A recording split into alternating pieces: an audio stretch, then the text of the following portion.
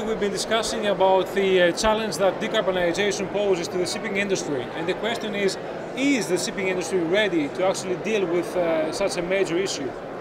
I think based on the discussion we had, it's clear that there are a number of challenges for the shipping industry, but the discussion highlighted that the participants within the industry are looking to collaborate with the other stakeholders and the other interested parties in order together to find workable, practical and flexible solutions in order to meet the required goals.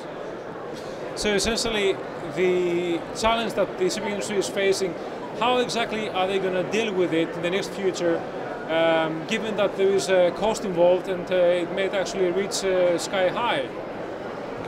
I think there are a number of potential solutions which are being discussed. There are no fixed regulations at the moment.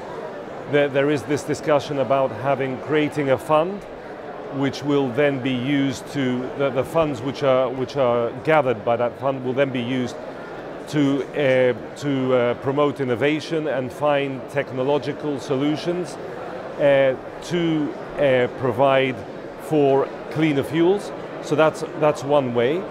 And I think the key issue is that there has to be collaboration between the various industry participants, the regulatory bodies, in order to promote technical developments which then can accommodate all the stakeholders.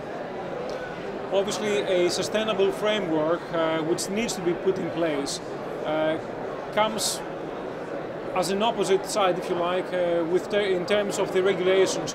Regulations can be established, but how can these be implemented when there is a practical problem with that?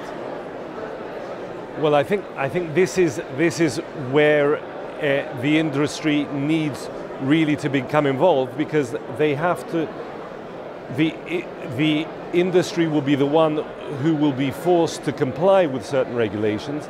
And I think that the discussion today highlighted that there will be steps taken in order to find the solutions which can actually be safe, simple, practical and can be implemented.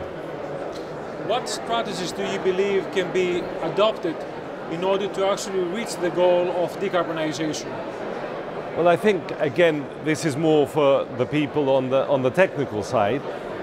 But from what I heard, one is the development and testing of various fuels and the development of various fuel types which already exist.